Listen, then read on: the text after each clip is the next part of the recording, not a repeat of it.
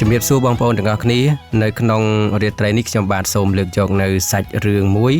ដែលមានចំណងជើងថាមុនស្នេហ៍ភ្នំត្បែងសាច់រឿងនេះគឺដំណាលអំពីនារីតារាចម្រៀងដ៏ល្បីមួយដួង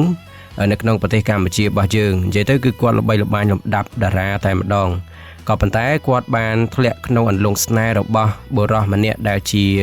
អ្នកផ្សំថ្នាំនៅភ្នំត្បែងរហូតដល់ដកចិត្តមិនរួចហើយនៅនាទីចុងក្រោយហ្នឹងគឺគាត់បានសម្រេចចិត្តបោះបង់អាជីពជាតារាចម្រៀងរបស់គាត់ដែលមានអ្នកគាំទ្ររាប់រយនាក់ហ្នឹងហើយសុខចិត្តទៅរស់នៅជាមួយលោកតានៅភ្នំត្បែងនឹងតែម្ដងសាច់រឿងនេះគឺខ្ញុំបាទសូមដំណើរដូចតទៅពន្លឺភ្លើងចម្រុះពណ៌បានបាញ់ខ្វាត់ខ្វែងពេញឆាកតន្ត្រីដ៏ធំនៅកោះពេជ្រមនុស្សរាប់លាននាក់កំពុងស្រែកហៅឈ្មោះ Linda យ៉ាងកងរំពងLinda ឈរនៅកណ្ដាលឆាកក្នុងឈុតសម្លៀកបំពាក់ពណ៌មាសដ៏ប្រណិតនាងដកដង្ហើមធំនេះគឺជាការប្រគំតន្ត្រីដ៏ធំបំផុតប្រចាំឆ្នាំនាងលើកមីក្រូហ្វូនឡើងដើម្បីច្រៀងបទដែលល្បីបំផុតរបស់នាងតន្ត្រីចាប់ផ្ដើមប៉ុន្តែនៅពេលដែលនាងហាមាត់ច្រៀងគ្មានសំឡេងចេញមកទេហេតុអ្វីមិនមែនដោយសារតែមីក្រូហ្វូនខូចទេគឺបំពង់ករបស់នាងព្យាយាមស្រែកព្យាយាមបញ្ចេញសំឡេងប៉ុន្តែវាហាក់ដូចជាមានដៃដែលមើលមិនឃើញមកច្របាច់ករបស់នាងជាប់តែម្ដងភាពភ័យខ្លាចបានចូលមកគ្របដណ្ដប់ហើយនាងបានដួលសន្លប់នៅចំពោះមុខអ្នកគាំទ្ររាប់លានអ្នកនៅពេលនោះមួយសប្តាហ៍ក្រោយមកនៅមន្ទីរពេទ្យឯកជនដ៏ថ្លៃបំផុតយើងសូមទោសអ្នកនាង Linda វិជ្ជបណ្ឌិតជំនាញនិយាយទាំងកាន់លទ្ធផល X-ray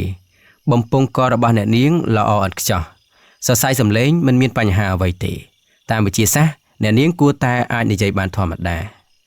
Linda អង្គុយយំគ្មានសំឡេងអាជីពរបស់នាងកេរ្តិ៍ឈ្មោះរបស់នាងនិងជីវិតរបស់នាងហាក់ដូចជាត្រូវបានកាត់ផ្តាច់ត្រឹមពេលនោះតែម្ដង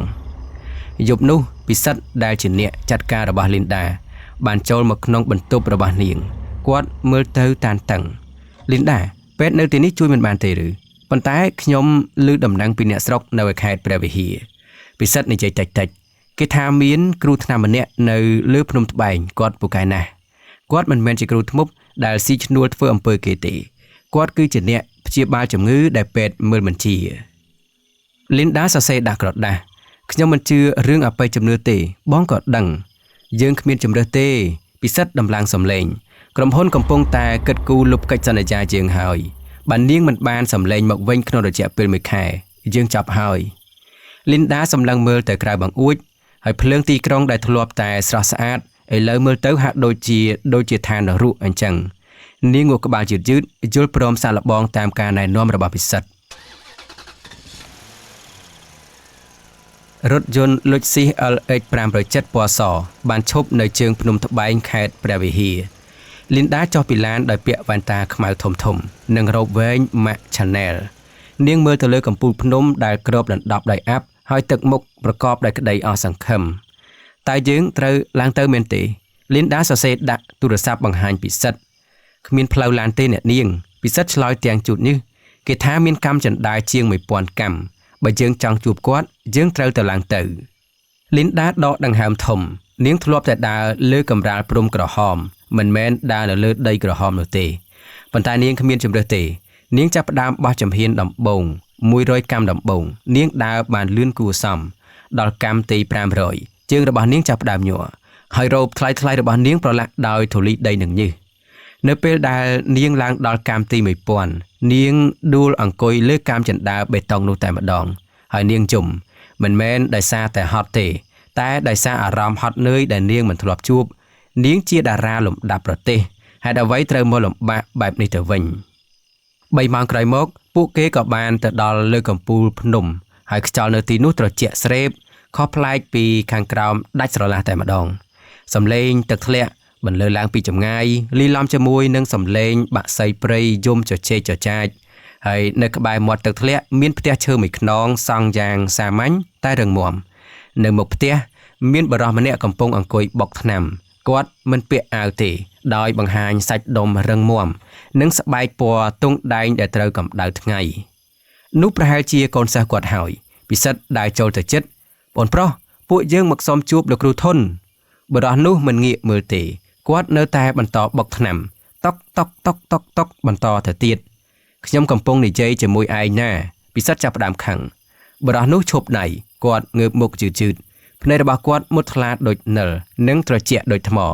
គាត់មិនមែនជាកូនសិស្សទេខ្ញុំគឺធន់គាត់ឆ្លើយដោយសំឡេងស្មើបើមកសុំលេខឆ្នោតឬធ្វើស្នេហ៍សូមត្រឡប់ទៅវិញចោះខ្ញុំមិនទទួលភ្ញៀវទេពិសិដ្ឋក៏ទាញនាមមកបានចេញមកយើងមិនមែនមកសុំលេខឆ្នោតទេនេះគឺជាកញ្ញាលីនដាតារាចម្រៀងល្បីបំផុតនៅស្រុកខ្មែរនាងបាត់សំឡេងយើងចង់ឲ្យលោកជួយព្យាបាលយើងនឹងជូនលុយប៉ុន្មានក៏បានធនក្រឡេកមើលទៅលីនដាការសម្លឹងរបស់គាត់ធ្វើឲ្យនាងមានអារម្មណ៍ថានាងអាក្រាតបើទោះបីជានាងស្លៀកពាក់ចិត្តក៏ដោយគាត់មិនមើលសម្លៀកបំពាក់មកល្បីរបស់នាងទេគាត់មើលចំភ្នែករបស់នាងតែម្ដងសម្លេងនាងបាត់មិនមែនដោយសាររោគទេធននិយាយតិចរួចដើរទៅលាងដៃក្នុងទឹកអូរវាបាត់ដោយសារនាងកុហកខ្លួនឯងច្រើនពេកលីនដាបើកភ្នែកធំនាងខាងផងហើយភ្ញាក់ផ្អើលផងនាងស្ទុះទៅចាប់ដៃរបស់គាត់ហើយសរសេរដាក់ដៃគាត់ដោយក្រចកថាខ្ញុំមិនដែលកុហកទេជួយខ្ញុំទៅធនបានបោះដៃនាងចេញថ្នមលុយទិញថ្នាំខ្ញុំមិនបានទេបើនាងចង់ឲ្យខ្ញុំព្យាបាលនាងត្រូវតែធ្វើតាមលក្ខខណ្ឌរបស់ខ្ញុំលក្ខខណ្ឌអីពិសិដ្ឋសួរអ្នកគ្រប់គ្រងនិងអ្នកបម្រើទាំងអស់ត្រូវចោះទៅវិញឥឡូវនេះធនចង្អុលទៅផ្លូវចោះនាងនៅទីនេះតែម្នាក់ឯងរស់នៅដូចអ្នកភ្នំស៊ីដូចអ្នកភ្នំនិងធ្វើការដូចអ្នកភ្នំ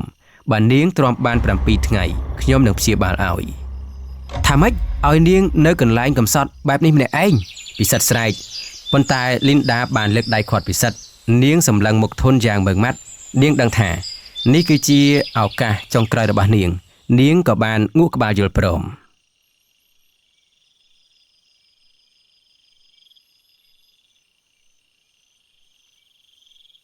នៅព្រឹកដំបូងដែលគ្មានពូកទន់ព្រះអាទិត្យរះឡើងកាត់អាប់នៃភ្នំត្បែងបញ្ចាំងពន្លឺពណ៌មាសចូលតាមប្រហោងជញ្ជាំងឈើលីនដាភ្ញាក់ឡើងដោយការឈឺចាប់ពេញរាងកាយក្រែរបស់នាងមិនមែនជាពូកខៀងសាយទៀតទេគឺគ្រាន់តែជាកន្ទេលចាស់មួយក្រាលលើរនាបឫស្សីរឹងតែប៉ុណ្ណោះនាងលូកដៃរកកណ្ដឹងដើម្បីហៅអ្នកបម្រើតែដៃនាងប៉ះតែជញ្ជាំងឈើនាងភ្ញាក់ដឹងខ្លួននាងនៅម្នាក់ឯងនៅលើភ្នំនេះគ្មានអ្នកបម្រើគ្មានម៉ាស៊ីនត្រជាក់និងក៏គ្មានទឹកក្តៅអ៊ុននោះទេសំឡេងពូថៅកាប់អស់ប៉ុកបន្លឺឡើងនៅខាងក្រៅលីនដាដើរចេញមកក្រៅទាំងសក់ក្បាលកន្ទ្រីងកន្ទ្រើងធនកំពុងអង្គុយដាំទឹកតែនៅលើចង្ក្រានដីគាត់មិនតែងាកមើលមុខនាងផងទឹកលុបមុខនៅក្នុងពាងធនចង្អុលទៅពាងទឹកមួយនៅក្បែរជើងចន្ទើហើយនេះគឺជាអាហារពេលព្រឹកនោះមិនមែនជាសាំងវិចឬកាខ្វេអីទេគឺបាយកកនិងត្រីងៀតអាំងមួយកន្ទុយលីនដាសម្លឹងមើលវាដោយការស្អប់ខ្ពើមខ្ញុំមិនចេះញ៉ាំរបស់បែបនេះទេលីនដាសរសេរដាក់ដីអញ្ចឹងក៏អត់ទៅធនឆ្លើយយ៉ាងសាមញ្ញនៅទីនេះអ្នកមិនធ្វើការគ្មានអាហារហូបទេបើនាងចង់បានបាយក្តៅនាងត្រូវទៅដងទឹកមកដាំដោយខ្លួនឯងដោយសារតែការស្រែកឃ្លាននិងកំហឹងលីនដាក៏បានយកក្អមដីមួយដើរទៅកាន់មាត់អូរដែលនៅឆ្ងាយប្រហែល500ម៉ែត្រពីផ្ទះផ្លូវចុះទៅអូរចោតនឹងរអិលពោពេញដោយស្លែនាងដងទឹកពេញក្អមហើយព្យាយាមលើកវាដាក់លើចង្កេះដូចអ្នកស្រុកប៉ុន្តែវត្ថុដែលមើលទៅងាយស្រួលបែរជាធ្ងន់ដូចជាដុំថ្មសម្រាប់នាងប្រាវលីនដារអិលជើងដួលក្អមដីបានបែកខ្ទេចហើយទឹកសើមជោកពេញរ៉ូប Chanel ដ៏ថ្លៃរបស់នាងជង្គង់របស់នាងដាច់រលាត់ចេញឈាមនាងអង្គុយយំនៅកណ្ដាលផ្លូវមិនមែនយំដោយសារតែឈឺជើងទេតែនាងយំដោយសារតែមានអារម្មណ៍ថាខ្លួនឯងមិនក៏ធ្លាក់ខ្លួនមកកំសត់បែបនេះទៅវិញនាងជាអ្នកណានាងជា Superstar ហេតុអ្វីនាងត្រូវមកធ្វើរឿងបែបនេះក្រោកឡើងធនឈរនៅពីមុខនាងគាត់មិនបានជួយលើកនាងទេតែគាត់បានដាក់ក្អមថ្មីមួយនៅចំពោះមុខនាងកុំអាងតែទឹកភ្នែកធននិយាយដោយសម្លេងម៉ឺងម៉ាត់ទឹកភ្នែកមិនអាចធ្វើឲ្យនាងឆ្អែតទេហើយក៏មិនអាចព្យាបាលសម្លេងនាងបានដែរក្រោកឡើងទៅដងម្ដងទៀតទៅលីនដាសម្លឹងមុខធនដោយកំហឹងប៉ុន្តែនាងក៏មិនបានឃើញអ្វីម្យ៉ាងនៅក្នុងភ្នែករបស់គាត់ទេវាមិនមែនជាការមើលងាយទេតែជាការរងចាំគាត់កំពុងរងចាំមើលថាតើនាងនឹងចោះចាញ់ឬក៏តស៊ូទៅមុខទៀតនាងខំមាត់ទប់ការឈឺចាប់ហើយក្រោកឈរនាងទៅដងទឹកម្ដងទៀតលើកនេះនាងដើរយឺតដោយសេចក្តីប្រុងប្រយ័ត្ននាងត្រឡប់មកដល់ផ្ទះវិញដោយសុវត្ថិភាព បើទោះបីជាខ្លួនប្រាណរបស់នាងសើមជោគក៏ដោយធនមិនបានសរសើរនាងទេតែគាត់បានចាក់តែឱសថក្តៅមួយពែងហុចទៅឲ្យនាងផឹកទៅវាជូរចត់ណាស់ប៉ុន្តែវាជួយឲ្យកក់ក្តៅលីនដាផឹកតែនោះវាពិតជាជូរចត់ខ្លាំងណាស់រហូតធ្វើឲ្យនាងស្ទើរតែខ្ជាក់ចេញមកវិញប៉ុន្តែនៅពេលដែលផឹកទឹកតែក្តៅហូរចូលទៅក្នុងបំពង់កវាធ្វើឲ្យនាងមានអារម្មណ៍ថាធូរស្រាលយ៉ាងចម្លែកមើលទៅផ្កានោះធនចង្អុលទៅផ្កាអ័រក្តីព្រៃមួយតងដែលដុះនៅលើផ្ទាំងថ្មដ៏ធំមួយវាមិនមានដីជីល្អមិនមានកេសោយទឹកតែវានៅតែរីកស្អាតព្រោះវាដឹងថាបើវាមិនរឹងមាំវាប្រកាសជាស្លាប់គាត់សម្លឹងចំភ្នែករបស់លីនដានាងធ្លាប់តែជាផ្កាអ័រក្តីជ័រនៅក្នុងទូកញ្ចក់ស្អាតតែគ្មានក្លិននិងគ្មានជីវិតពេលនេះដល់ពេលដែលនាងត្រូវរៀនធ្វើជាផ្កាព្រៃហើយលីនដាដាក់ពែងតែចោះសម្លេងរបស់នាងមិនទាន់ត្រឡប់មកវិញទេប៉ុន្តែបេះដូងរបស់នាងចាប់ផ្ដើមលោតនៅក្នុងចង្វាក់ថ្មីមួយគឺចង្វាក់នៃការតស៊ូ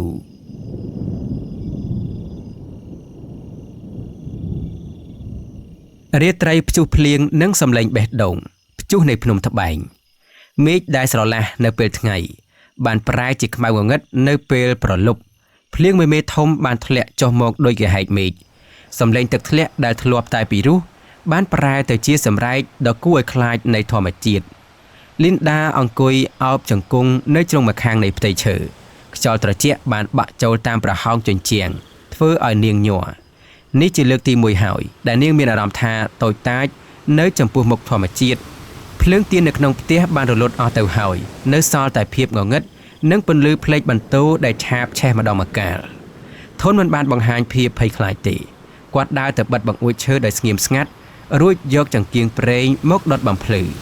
ពន្លឺពណ៌លឿងទុំបានធ្វើឲ្យផ្ទះឈើដ៏សាមញ្ញនេះមើលទៅមានភាពកក់ក្ដៅយ៉ាងចម្លែកត្រជាក់ទេធនសួរខ្លីៗលីនដាងក់ក្បាលធនបានដើរទៅយកភួយចាស់មួយប៉ុន្តែស្អាតបាតមកគ្របឲ្យនាងក្លិននៃភួយនោះមិនមែនជាក្លិនទឹកអប់បារាំងទេតែជាក្លិននៃស្លឹកគ្រៃនិងផ្កាម្លិះនៅពេលដែលភ្លៀងនៅតែបន្តធ្លាក់ធនបានដើរទៅយកឧបករណ៍តន្ត្រីមួយចាងដែលព្យួរនៅជញ្ជាំងវាគឺជាទ្រដែលធ្វើពីត្រឡោកដូងចាស់វស្សាគាត់ចាប់ផ្ដើមកូតទ្រនោះថ្នមសំឡេងទ្រដ៏ស្រួយស្រេះនិងសោកសៅបានបន្លឺឡើងកាត់សំឡេងទឹកភ្លៀងវាមិនមែនជាបទភ្លេងដែលលីនដាធ្លាប់ឮនៅតាមក្លឹបឬឆាកតន្ត្រីនោះទេវាជាបទភ្លេងដែលនិយាយអំពីការរងចាំនិងការលះបង់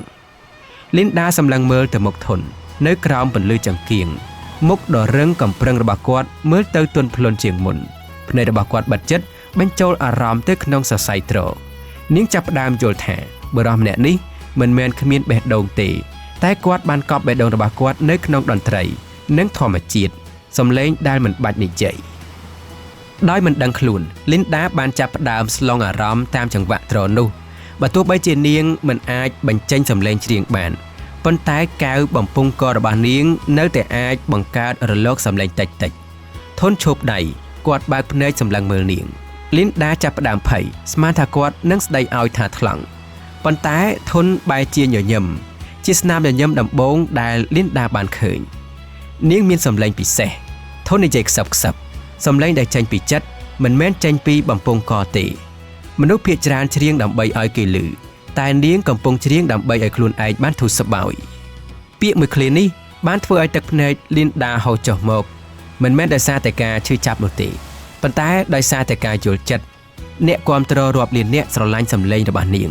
ប៉ុន្តែមានតែបរិសម្នាក់នេះទេដែលស្ដាប់ឮភាពស្ងៀមស្ងាត់របស់នាងនៅយប់នោះលីនដាដេកលក់យ៉ាងស្កប់ស្កល់ក្រោមសំឡេងទឹកភ្លៀងនិងសំឡេងទ្រនាងលែងយល់សប្តិឃើញពន្លឺភ្លើងឆាកទៀតហើយនាងយល់សប្តិឃើញព្រៃភ្នំនិងបរិសម្នាក់ដែលកាន់ចង្កៀងប្រេង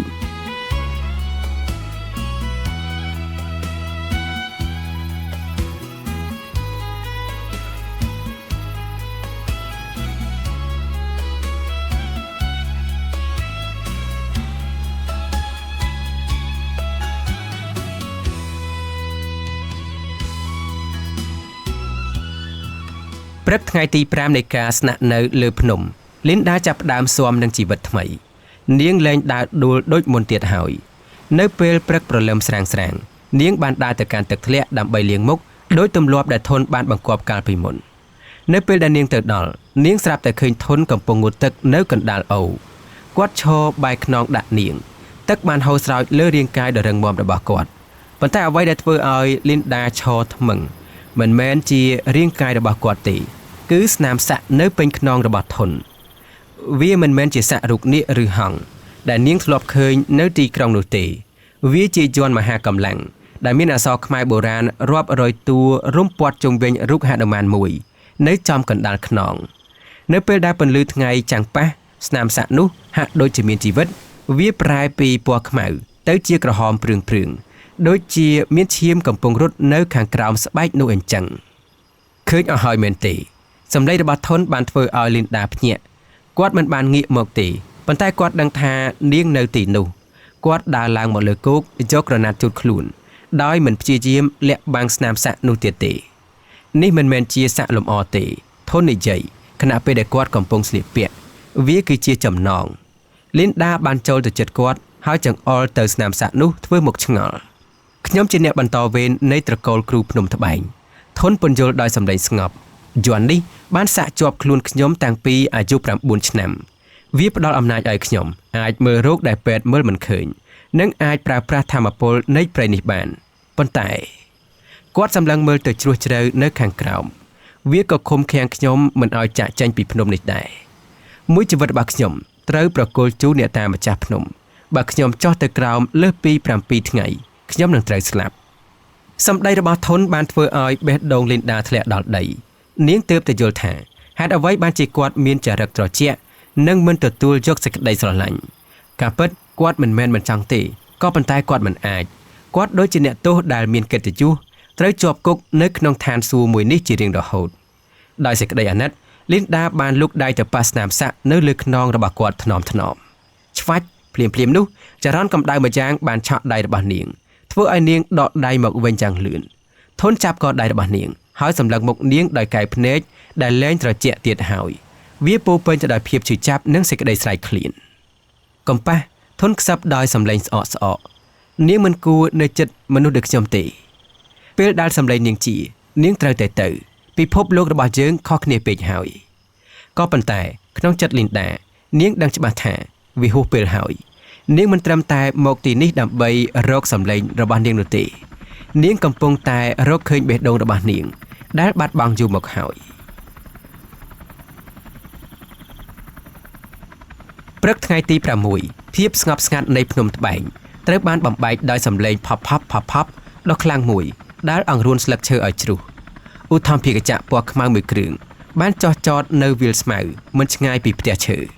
ខ្យល់ពីស្លាបរបស់វាបានបោកបក់ក្អមដីនិងស្មៅឲ្យហុយទ្រលោមធនឈរនៅមាត់ចន្ទាសម្លឹងមើលបាសីស្លាបដែកនោះដោយទឹកមុខស្មោះត្រង់គាត់ដឹងថាពេលវេលានោះបានមកដល់ហើយទ្វារឧទ្ធម្ភាគចក្របើកឡើងពិសិដ្ឋលោតចុះមកដោយទឹកមុខរីករាយព្រមទាំងក្រុមការងារដែលកាន់កាមេរ៉ានិងឯកសារជាច្រើនលីនដាដំណឹងល្អបំផុតពិសិដ្ឋរត់ទៅរកលីនដាដែលកំពុងឈរស្រឡាំងកាំងយើងបានទទួលហើយកិច្ចសន្យាជាមួយក្រុមហ៊ុនតន្ត្រីនៅកូរ៉េពិសិដ្ឋលើកឯកសារក្រវីពួកគេចង់បាននាងជាតារាតំណាងឲ្យអាស៊ីអាគ្នេយ៍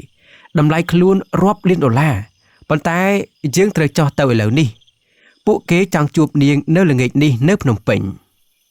លីនដាសម្លឹងមើលឯកសារនោះរួចងាកទៅមើលធនពិសិដ្ឋចាប់ផ្ដើមចាប់អារម្មណ៍នឹងកាយវិការនេះកុំប្រាប់ថានាងចង់រស់នៅក្នុងព្រៃជាមួយអាម្នាក់នេះណាពិសិដ្ឋសើចចំអកមើលដៃនាងចោះគ្រើមអស់ហើយនាងជាម្ចាស់ក្សត្រីនៃឆាកតន្ត្រីមិនមែនជាអ្នកដាំបន្លែទេលីនដាព្យាយាមហាមាត់និយាយប៉ុន្តែគ្មានសម្លេងចេញមកទេនាងក្រវីក្បាលដាក់ពិសិដ្ឋធ្វើដៃជាសញ្ញាថាខ្ញុំមិនទាន់ជាទេខ្ញុំត្រូវការពេលវេលានាងមិនត្រូវការពេលវេលាទេធនដើរចូលមកសម្លេងរបស់គាត់ត្រជាក់និងមុតដូចកាំបិតនាងជាហើយលីនដាបើកភ្នែកធំខ្ញុំបានដាក់ថ្នាំនៅក្នុងតែដែលនាងផឹកព្រឹកមិញធនក៏ហក់ដោយទឹកមុខស្ងប់សម្លេងនាងនឹងមកវិញនៅពេលដែលនាងចុះដល់ដីរៀបភារកិច្ចរបស់ខ្ញុំចាប់ហើយអញ្ជើញយកនាងទៅចោះលីនដាបានដើរទៅចាប់ដៃរបស់ធនប៉ុន្តែគាត់ថយក្រោយកំប៉ះខ្ញុំគាត់និយាយដោយមិនមើលមុខនាងកន្លែងនាងគឺនៅទីនោះក្រោមពន្លឺភ្លើងកន្លែងខ្ញុំគឺនៅទីនេះក្នុងស្រមោលព្រៃពួកយើងដូចជាមេឃនិងដីអាចមើលឃើញគ្នាតែមិនអាចជួបគ្នាបានទេទឹកភ្នែករបស់លីនដាបានហូរចុះមក នាងដឹងថាគាត់កំពុងកុហកដើម្បីឲ្យនាងទៅនាងចង់ស្រែកថាខ្ញុំស្រឡាញ់លោកប៉ុន្តែសម្លេងនាងនៅតែមិនចេញពិសិដ្ឋនឹងក្រុមការងារបានអូសដៃលីនដាឡើងទៅលើឧទ្ធម្ភាគចក្រសម្លេងឧទ្ធម្ភាគចក្របានបន្លឺឡើងហើយឧទ្ធម្ភាគចក្របានហោះឡើងខ្ពស់លីនដាសម្លឹងមើលចុះមកក្រោមតាមបង្អួចកញ្ចក់នាងឃើញធនឈរនៅមាត់ជ្រោះតែម្នាក់ឯងគាត់មិនបានងាកមកមើលនាងទេតែគាត់បានលើកទ្រឡើងហើយចាប់ផ្ដើមកោត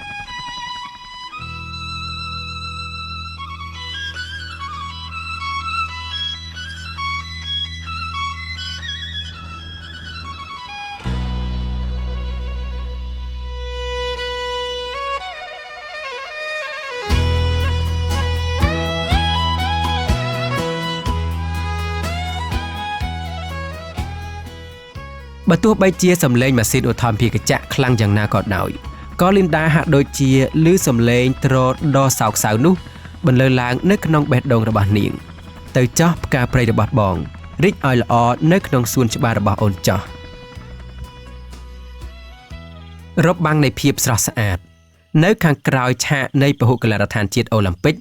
ក្រុមអ្នកជំនាញតុបតែងមុខចំនួន5នាក់កំពុងមមាញឹកជុំវិញលីនដាពួកគេបានប្រើម្សៅក្រាស់ៗដើម្បីបិទបាំងស្នាមឆូតនៅលើដៃរបស់នាងនិងធ្វើឲ្យស្បែកដែលខ្មៅដោយសារថ្ងៃភ្នំប្រែមកជាសខ្ចីដូចបណ្ដូលចេកវិញ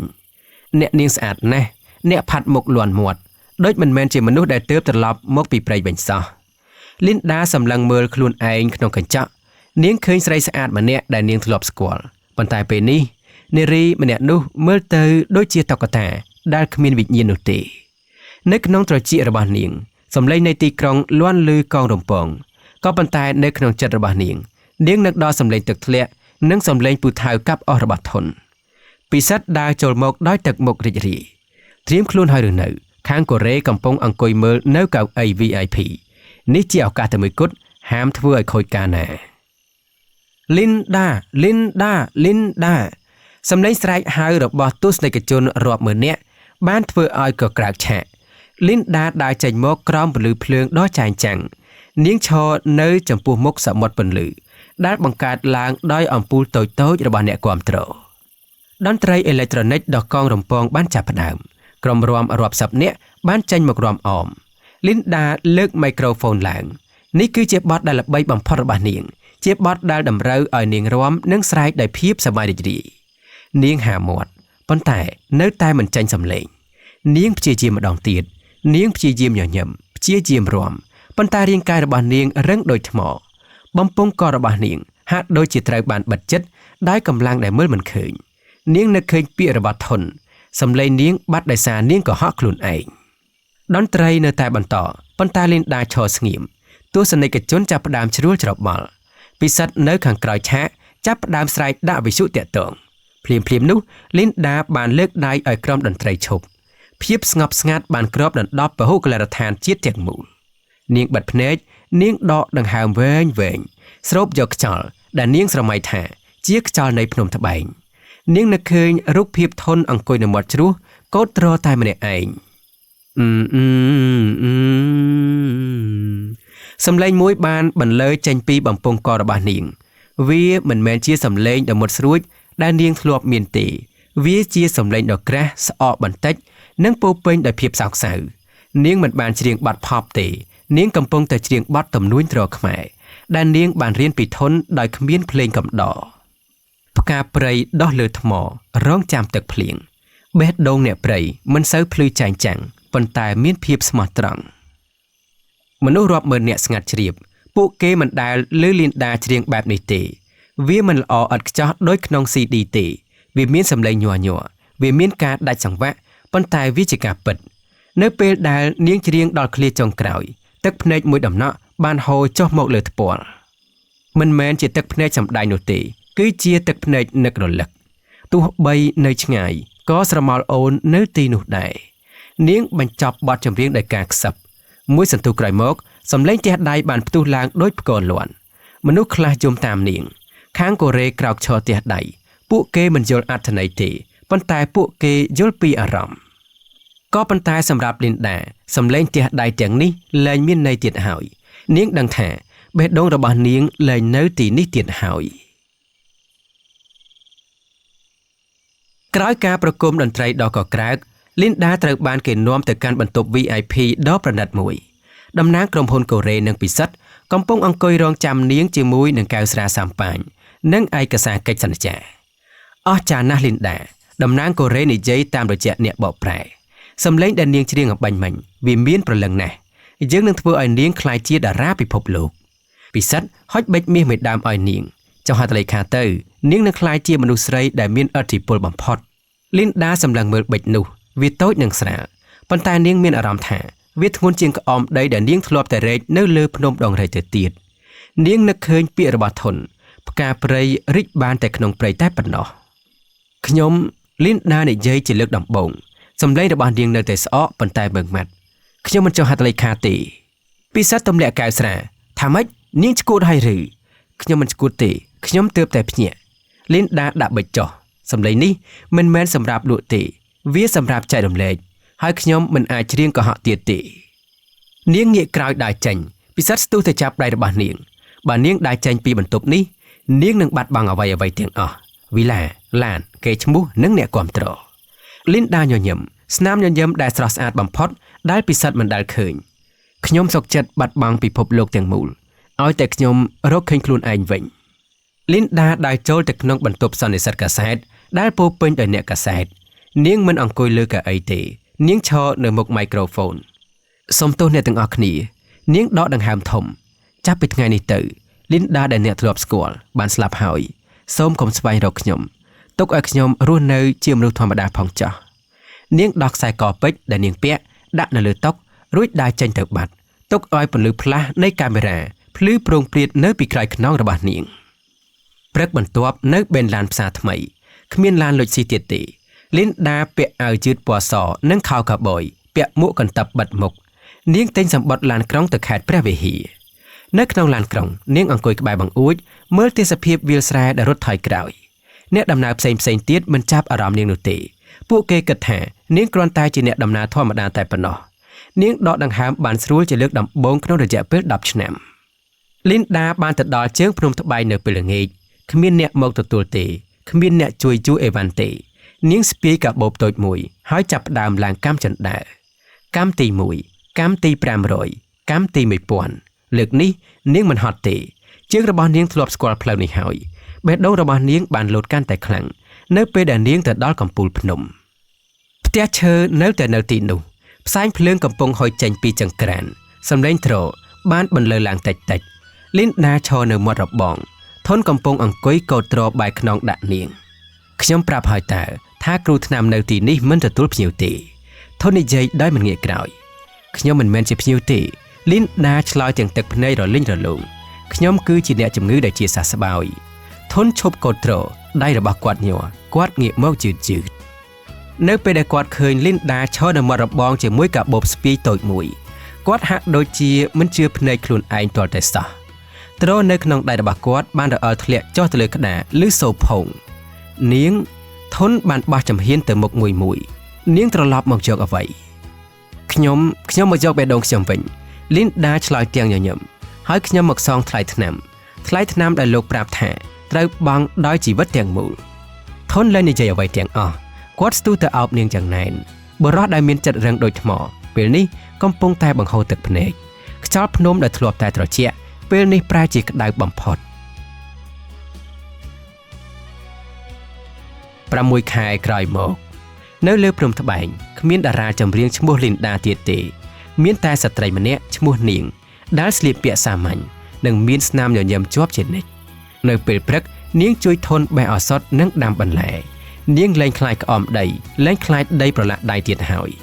នៅពេលល្ងាចកុមារនៅក្នុងភូមិជើងភ្នំតែងតែឡើងមកជុំគ្នានៅក្រោមដើមឈើធំមុខផ្ទះ Linda មិនបានច្រៀងលើឆាកភ្លើងពណ៌ទៀតទេនាងច្រៀងបង្រៀនក្មេងៗឲ្យចេះស្រឡាញ់ធម្មជាតិនិងចេះអក្សរសំឡេង Linda លែងជាផលិតផលសម្រាប់លក់ទៀតហើយវាបានក្លាយជាអំណោយសម្រាប់ព្យាបាលអ្នកដទៃដោយដែលធនព្យាបាលរាងកាយដែរនៅថ្ងៃមួយនៅពេលដែលព្រះអាទិត្យជិតលិចអ្នកទាំងពីរបានទៅអង្គុយនៅមាត់ជ្រោះកន្លែងដែលពួកគេធ្លាប់បែកគ្នាតើនាងមិនស្ដាយក្រោយទេឬធនសួរខណៈពេលកំពុងកោតត្រតិចពិភពលោកខាងក្រោមមានភ្លើងមានពណ៌មានមនុស្សរាប់លានអ្នកស្រឡាញ់នាង Linda សម្លឹងមើលទៅផ្កាអ័រគីដេព្រៃដែលដុះនៅលើថ្មកាលពីមុនខ្ញុំមានមនុស្សរាប់លានអ្នកស្រឡាញ់ប៉ុន្តែខ្ញុំមានអារម្មណ៍ថាឯកោបំផុតនាងឆ្លើយរួចផ្អែកក្បាលលើស្មារបស់ធុនតែនៅទីនេះមានតែលោកម្នាក់ស្រឡាញ់ខ្ញុំមានអារម្មណ៍ថាខ្ញុំមានពិភពលោកទាំងមូលធុនដាក់ទ្រចុះហើយកាន់ដៃរបស់នាងគឺជាផ្កាព្រៃរបស់បងធុនខ្សឹបហើយដុំថ្មមួយដុំនេះនឹងនៅទ្រទ្រង់នាងជារៀងរហូតសំឡេងទ្រនិងសំឡេងច្រៀងរបស់ពួកគេបានបន្លឺឡើងព្រមគ្នារត់កាត់ជ្រុះភ្នំត្បែងคล้ายជារឿងព្រេងនិទាននៃសេចក្តីស្រឡាញ់ដែលមិនត្រូវការការតបតែងមិនត្រូវការកិច្ចសន្យាគឺត្រូវការតែចិត្តស្មោះតែប៉ុណ្ណោះរឿងនេះក៏សន្មតថាចប់ដោយបរិបូរណ៍